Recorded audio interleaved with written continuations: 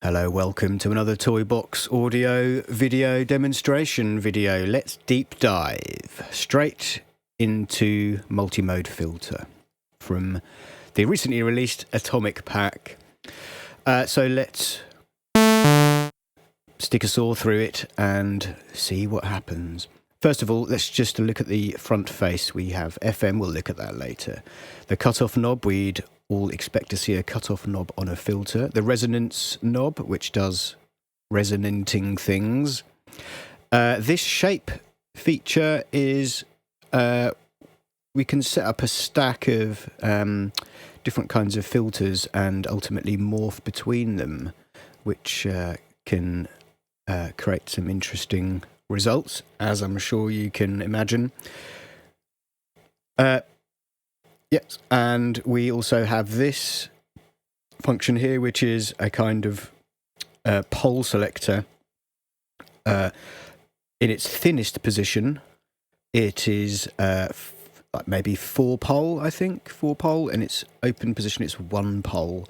So in this position, it is allowing more frequencies to go through, and the filter slope is not steep.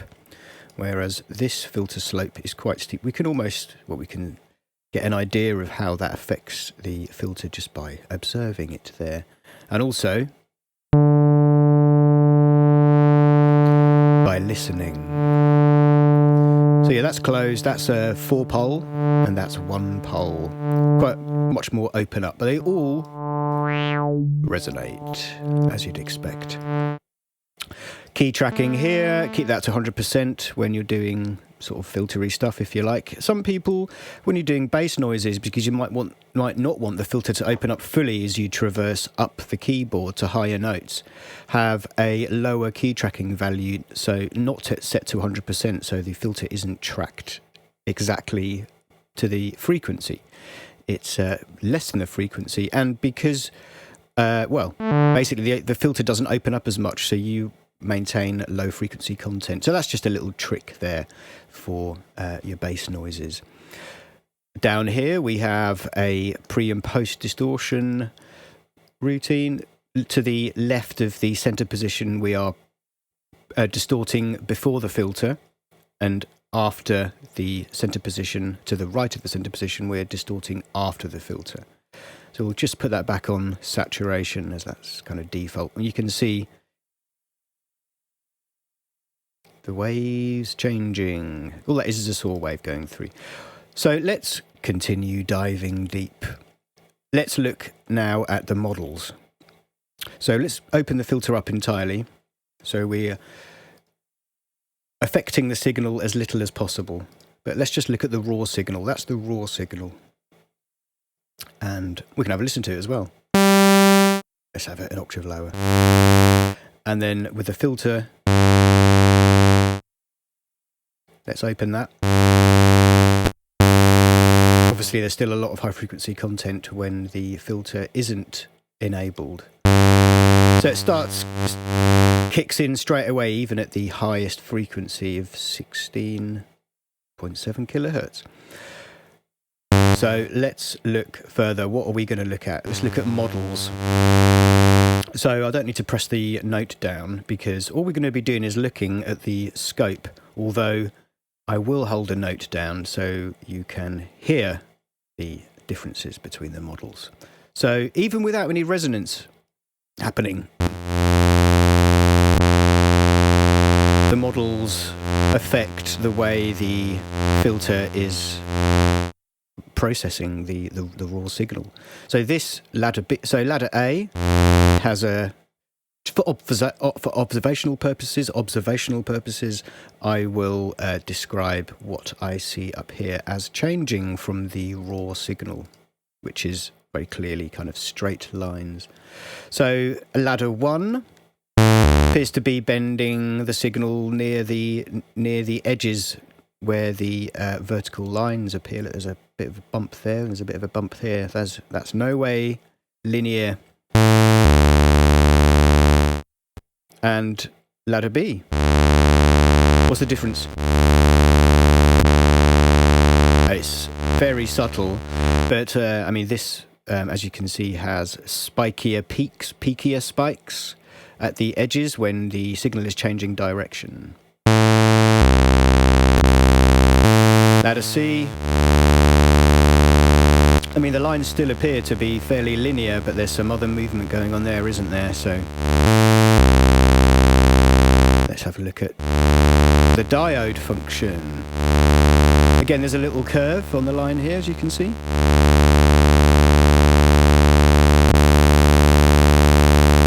And here we are at the silent key, kind of the MS-20. This sounds really bright. Let's just compare that to the off. There's a touch off the top end, but it's still very bright. Nice. Okay, let's look at the last couple of models. We've got a clean filter that we developed ourselves, and that's affecting the shape quite wildly. As you can see, there's that linear line has turned into a right curve at the bottom of this signal. And finally, our dirty. Now there's no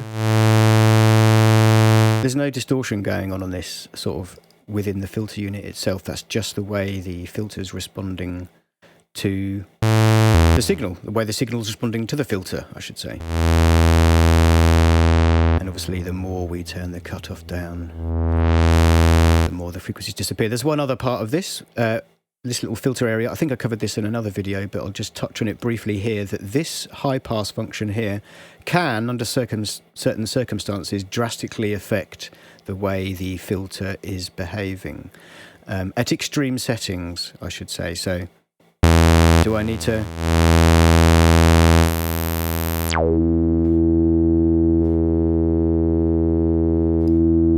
So there's in summary, their filter circuits are a collection of feedback topologies, feedback circuits. And within those feedback circuits, we can put, well, there are filters put into that feedback circuit to change the way the feedback, the fedback signal is affecting the raw signal.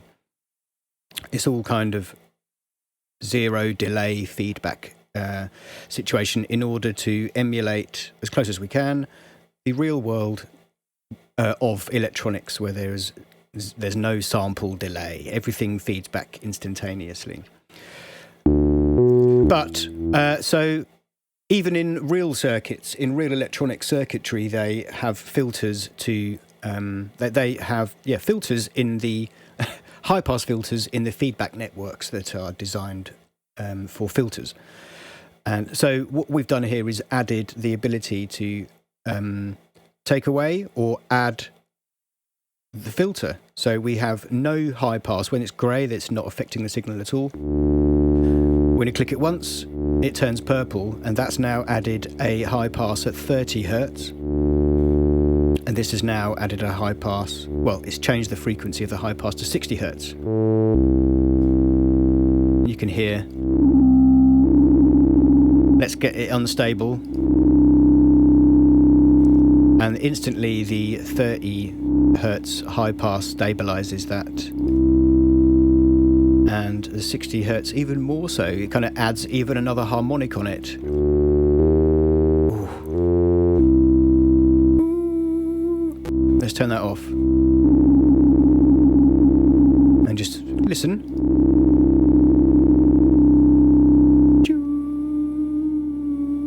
Interesting. Let's just... And then... big difference. See, that resonant harmonic is kind of a few octaves above the root note. And there we hit a major third by the sounds of it.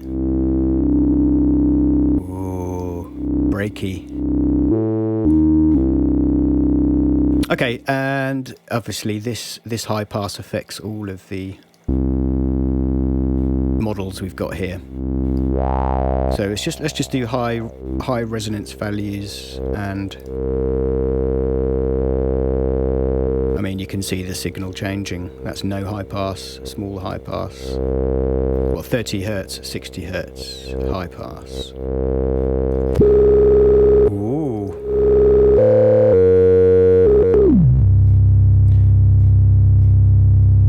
See, this has very little impact on the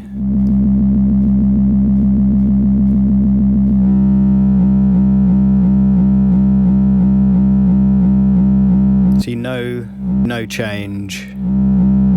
We'll go to our clean. I'd be surprised if this didn't affect something.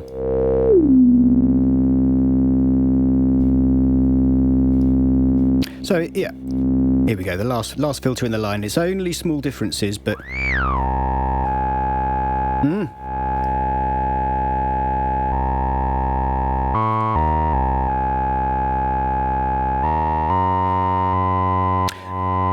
anyway, there you go. There's the filters in as much detail as I can provide to you right now, with the model alterations and the high pass alterations as well. So don't forget those if you're looking for things to whittle. Okay, let's just have a look at the front here. We've got pre and post distortion. Let me just quickly demo those. These can be fun. If you hit the signal, if you saturate or distort the signal before it hits the filter, distorting, as you know, it will inevitably add high frequency content, additional harmonics in whatever form your distortion is adding them. But we've got a few ways of adding it here. So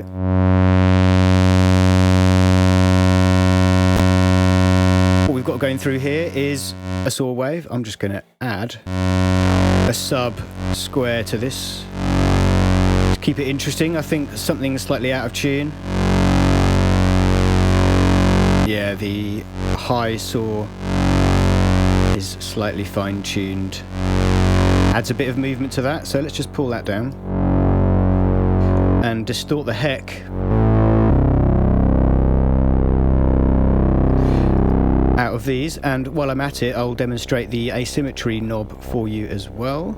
And what this does, technically what this does, is it stops one half of the signal being distorted by the routine. That's basically it. But what it does, and sonically, is it appears, well, it doesn't appear to, it affects the odd harmonics of the sound. So, as we should all be aware, odd harmonics have a kind of, odd and even harmonics together have a kind of hollowness to the sound, like square waves, and even harmonics are what a saw wave has. It's a kind of, there's a certain richness there that you'll be able to hear the difference between a saw. Let's turn this off. Here's a saw. It's kind of rich and nice, and here's a square. There's a kind of hollowness to it. Even though it sounds perceptually louder, there's a kind of emptiness to it. But this kind of feels fuller and richer.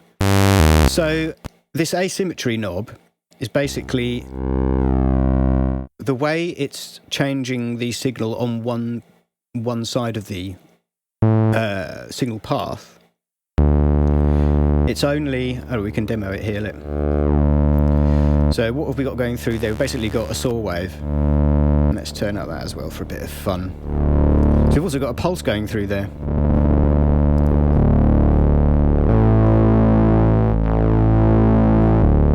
So if we've got so that's no saturation before the filter. Let's saturate it before the filter.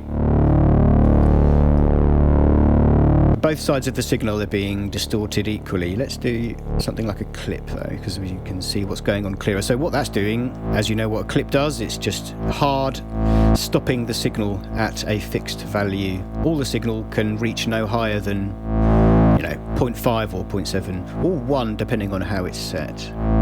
But what I'm going to do here is adjust the asymmetry knob, and you can see the whole signal sort of changing weight. Up here it seems to be fairly evenly balanced between both sides. As soon as I increase this, the lower side becomes weightier, becomes bigger. And it's not clipping. It's not clipping. All these curves are a product of... Well, you can see the top is staying straight, but the lower signals here are now curved like the original signal. And this asymmetry affects all of the routines, even the sine. We've got, let's do 10 sine. So without anything, this is all pre-filter, don't forget. Because of the way the asymmetry function works, by turning it up, we can sometimes add a kind of other weight to it. So this sounds, to me, it's kind of, there's an emptiness, there's like missing fundamentals.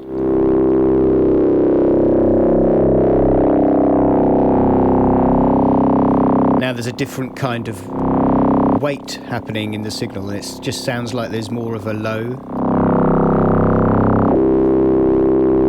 That just sounds beep. This is a bit more wah.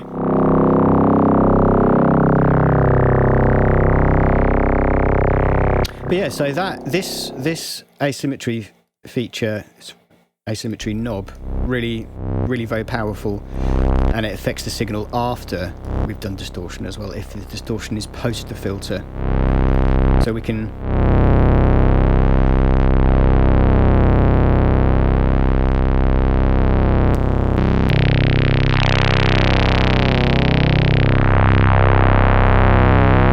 that's both sides affected evenly with the sine, and then we turn off one side. And if you can see, only the upper part of the signal is being affected by the kind of compressed sine activity. The lower half is just these peaks and spikes. Okay. Oh, such a nice noise. Right. I think I covered everything in this filter, kind of running as a sort of filter position you might see in a kind of regular 1 or 2 oscillator synthesizer. But we didn't envelope, we didn't modulate it. So let's see what we did with some others. Welcome back from the edit. That was an edit. Here we are, and we are going to stop the transport running and now look at the exciter.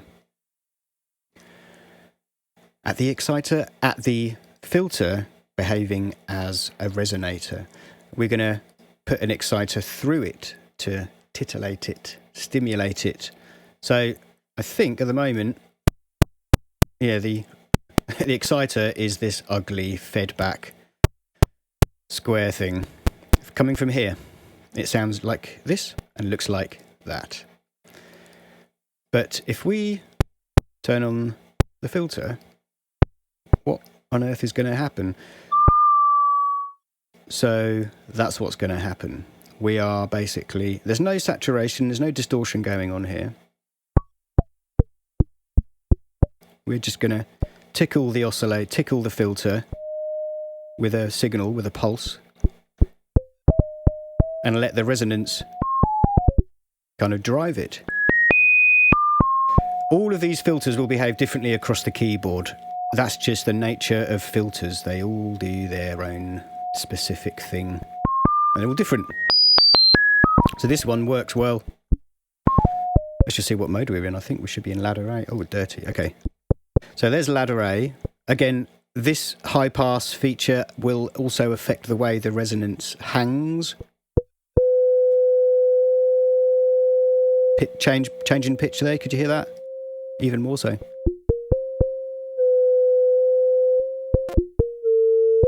So these are just things to consider when you're mucking around with your sounds. So let's just push back here again, and actually what I was going to do was just go through these. Let's find a nice one. A nice one. What's a nice one? They're all lovely. Sounds like children's wooden toy. So let's change the shape of the stimulating input. Let's just put it back to sine wave. Clean. Happens if it was square. Clicky. Saw wave. That's doing a funny pitch thing, isn't it? Can you hear that? Doing, doing. That's a massively exaggerated impression. And the width, the pole setting also affects the way, obviously, the resonator hangs around. And there are a few oscillating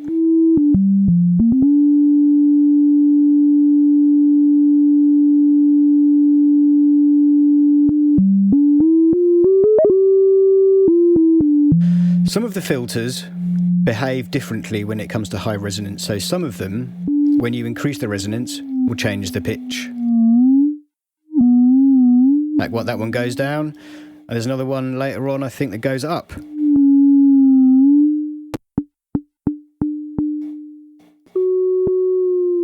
Yeah, look, this one goes up. So they all behave differently at high resonances, which gives you a lot of gives you a big playground to muck around with. And also, don't forget to change the shape of the exciter.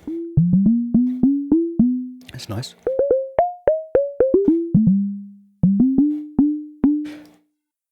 Let's also move to... So that was, we were exciting a low pass filter. Let's excite a band pass. Again, they all respond differently. Oh, let's just post distort this, for goodness sake.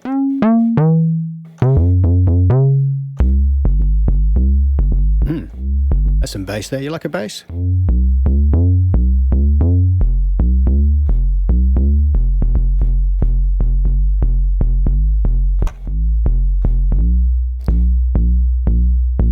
And we can, if we think it's too hollow, I mean, there's definitely a difference between these two. Don't even have to look at the scope. That's like boof, and that's going bonk. That's what difference is to me anyway. And we've got these other wonderful distortions as well, which we already looked at in a previous life.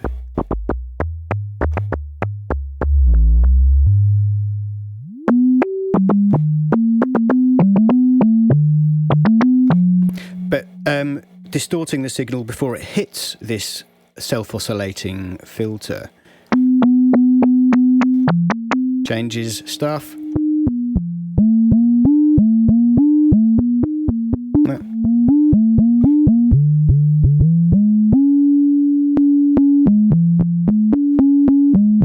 It's only a sine wave, half sine, half tri.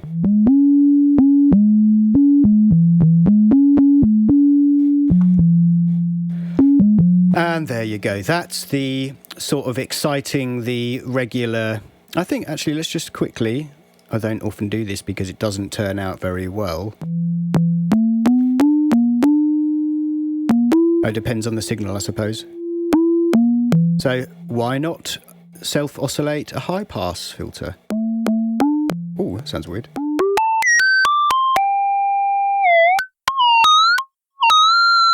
Well, there's definitely quite a bit of fun to be had there.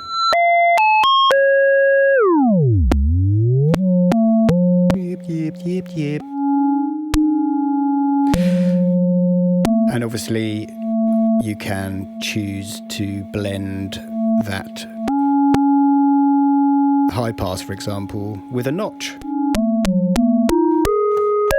and get other...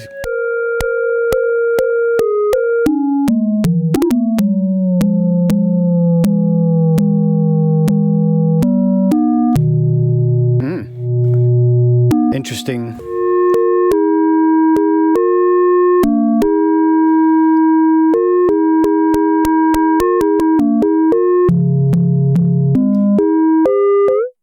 There you go. I'll stop playing those ugly noises. There you go, that's that. So that's stimulating the self-oscillating high resonant filters in the multi-mode filter. But you can do that with comb filters and notch filters as well. Can you not? Yes, you can. So let's have a quick look at that. So there's the stimulating signal. Looks like a sine wave at the moment. Let's just bring it down a couple of octaves. There we go. And up the resonance. Okay, and it all sounds very high, but default cutoff position doesn't kind of map it isn't instantly the right pitch. So we have to bring it down.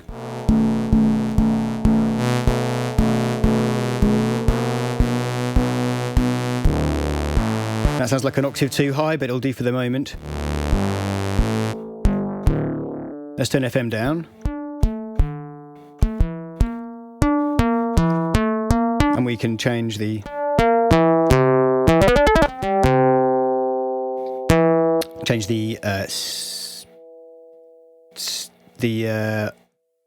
scintillating. That's not the right word. The exciting. Change the exciting, scintillating exciter. And depending on the exciter shape, again, I should point out, if I didn't already, that we are in a one-shot mode here. The same goes for that previous, this exciter as well. The oscillator is in a one-shot mode. So it's only doing one cycle of the oscillator from start to end, and then it stops. Everything after that, this is responsible for. So look, we can pre-distort the signal going into that comb filter. And after it for some certain ugliness. What I'm going to do is I'm going to pitch this down to the right.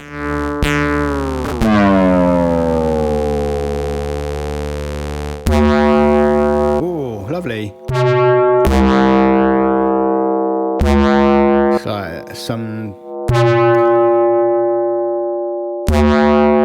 like a weird sitar thing, innit? I love that.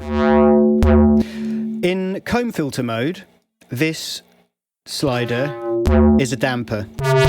So in the middle, it's not damping at all. And the sound travels to the outer reaches of the universe at higher resonant settings. Ooh. And we again can make it less squarey.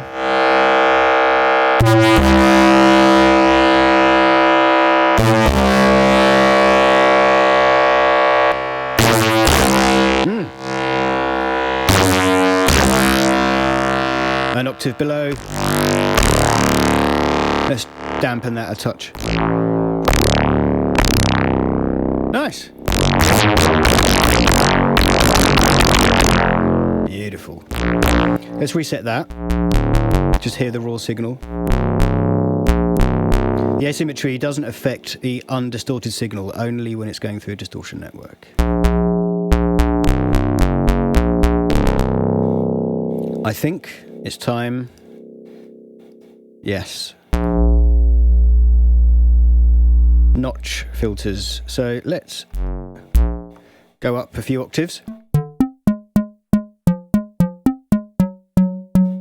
And move this knob. Actually, you can do hard switching just by clicking either side of the value.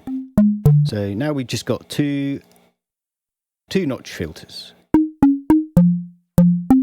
Well, a notch filter with two frequencies within it. Oh.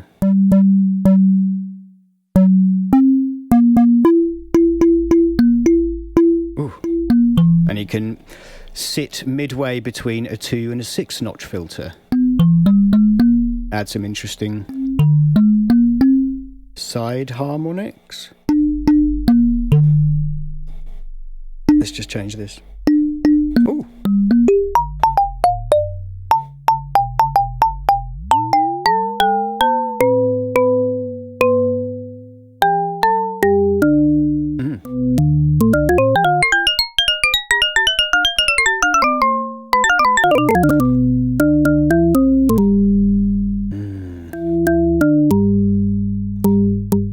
So the resonance with the notch filter circuits is like a feedback control, basically. And this changes the relationship between the notches, as you can hear. I mean, this little thing's crazy powerful, actually. Combined with different filters here. So you look, a notch and an inverse notch together. You'd think the midpoint would be, what should it do? Cancel itself out? But no.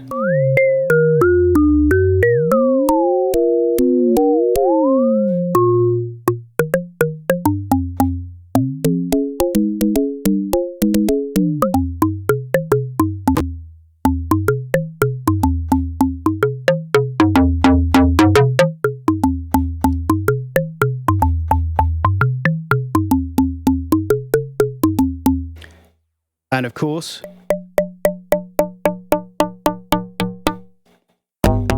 we can FM all this loveliness.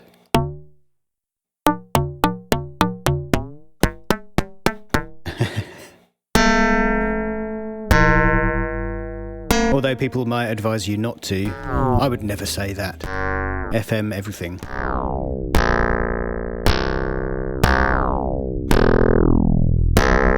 So it's dropping out because we have a release on here, so I'm going to just up the release to forever. Let's change the shape. So this little nano synth I've got here is just a basic nano synth, but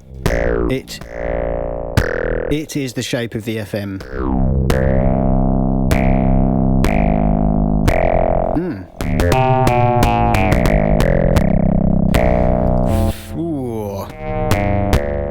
That's all now running at the same. Let's just double check everything's at the same frequency.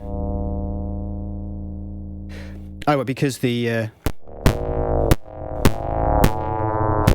chucks out some right craziness at points. Yeah, so the FM and comb filters, they're not so happy. It's good at sound effects. I do like that.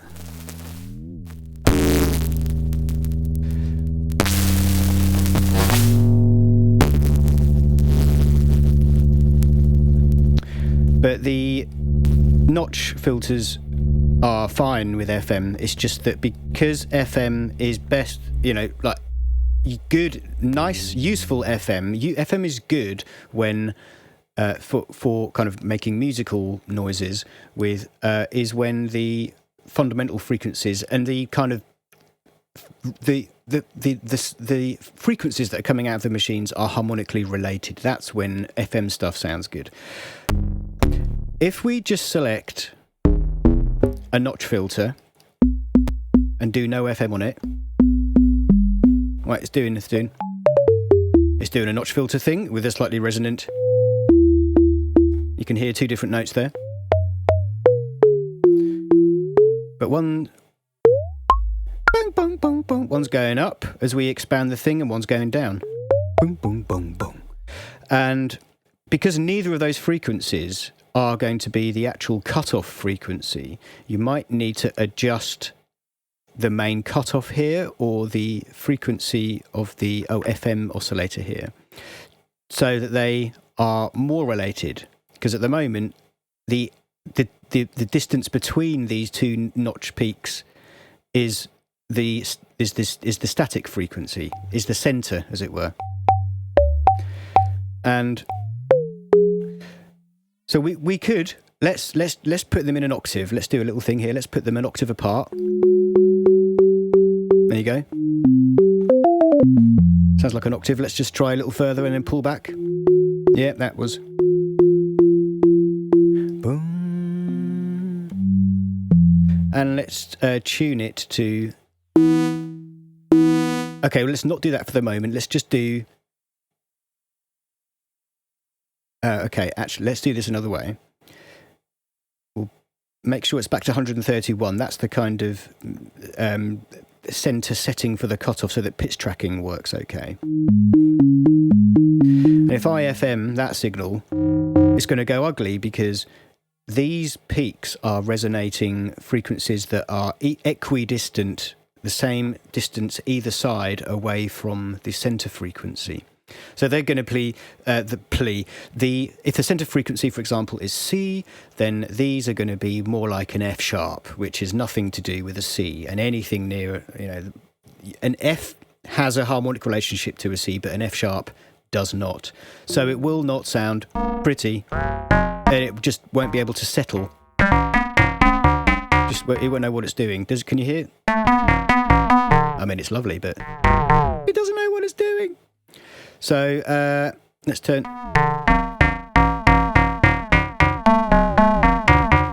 Yeah, it's just chaotic.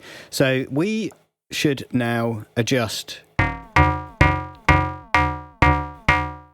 the oscillating FM frequency to match as best we can the offsets that these have created, or we could pull the cutoff to align itself back with the synth that we know is tuned correctly. So let's do that, actually.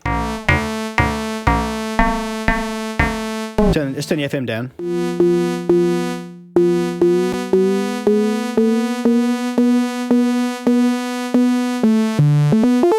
See, they sound in tune now, so let's turn up FM.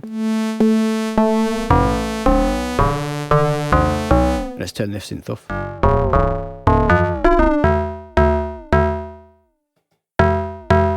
It doesn't sound...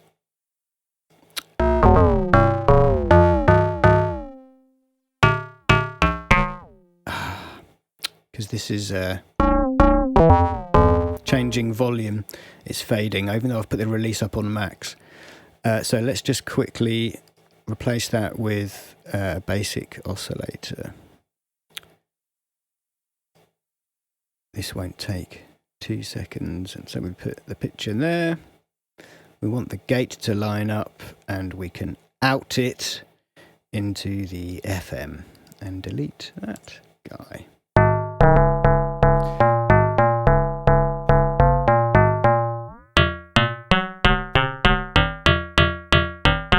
It sounds unrelated.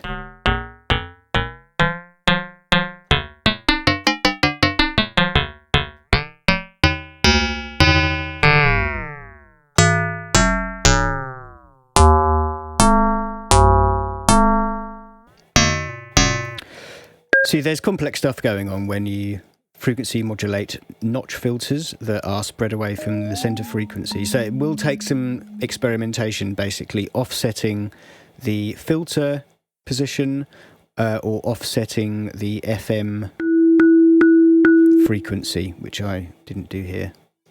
All we did was change the cutoff frequency.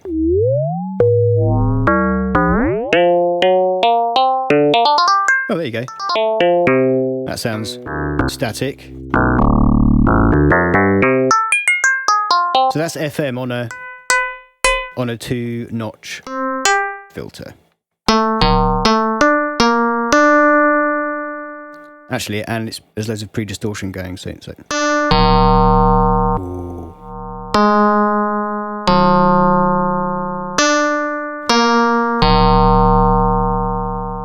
Ooh.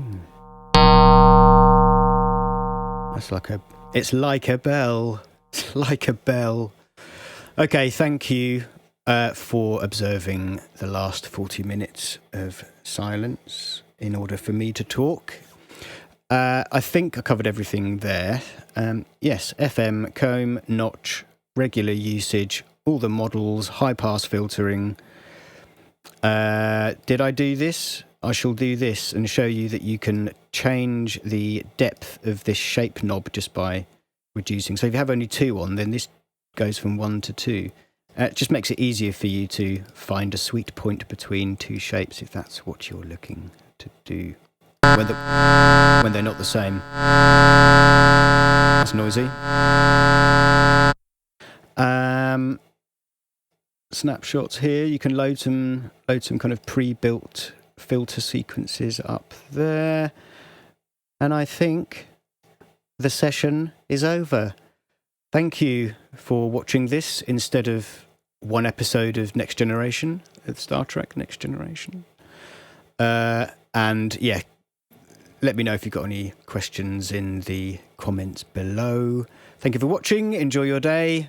Go and filter everything. Filter the world. Yes.